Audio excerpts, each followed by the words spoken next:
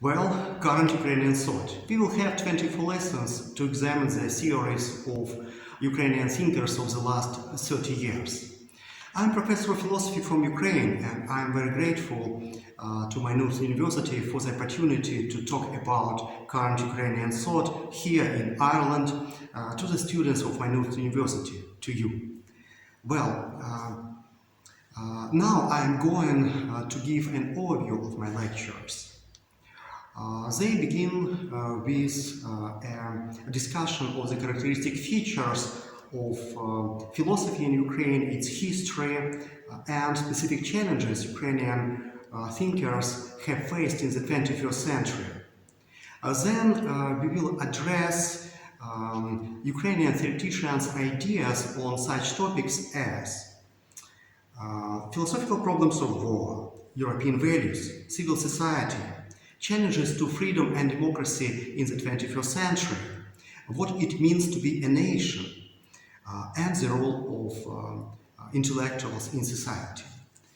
I will talk about the thoughts of Євген Бистрицький, Вахтанг Кибуладзе, Михайло Мінаков, Мирослав Попович, Анатолій Єрмоленко, Оксана Забушко, Мирослав Маринович, Taras Lutый, and other contemporary Ukrainian thinkers.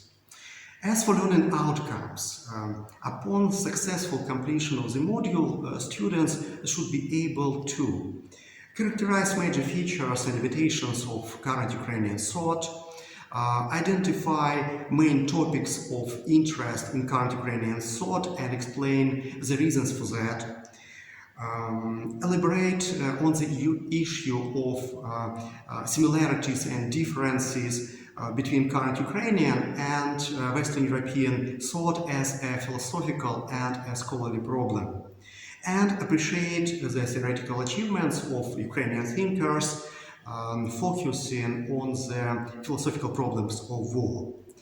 Also, after our lessons, students must be able to distinguish between different positions of Ukrainian thinkers on the idea of a nation, explain the ideas of Ukrainian philosophers on the role of intellectuals in society, and discuss the theories of Ukrainian thinkers on European values and on post-colonial challenges.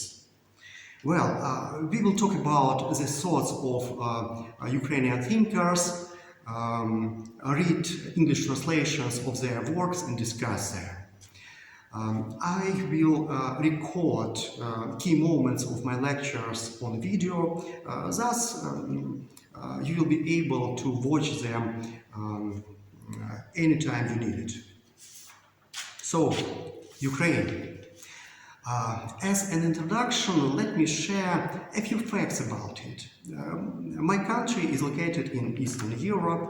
Its capital is Kyiv, the city that has been known at least since 5th century AD. Ukraine is the greatest country in terms of area among those located entirely in Europe. Ukraine restored its independence in 1991 after the collapse of the Soviet Union. The last population census in Ukraine was conducted in 2001, and according to its data, the population of Ukraine was 48 million people in 2001, 67% of whom lived in cities and towns, and 78% were ethnic Ukrainians. Of course, not everything was fine in my country. Ukraine is not rich. It has had significant political confrontations in 2004 and 2013, but the Ukrainians have worked on these problems and tried to resolve them. We, the people of Ukraine, seek to reform our state to meet European Union standards to become a part of the EU. Ukraine was a beautiful country where people raised children, studied, worked, enjoyed life and had some plans for their future, yet all that changed in 2014 when Russia started a war against Ukraine, occupying Crimea and organizing military actions in eastern Ukraine. Still, this was not enough for the Russians. This year, on the 24th of February, early in the morning, I was woken up from the terrible rumble of missile strikes in my city, Dnipro. As it turned out, the Russians launched a full-scale invasion, attacking almost entire territory of Ukraine with missile strikes, bombing from aircrafts, invading with tanks and other troops from several directions. Since February 24th, Russian troops have been killing Ukrainians every day, trying to deprive Ukraine of its right to exist.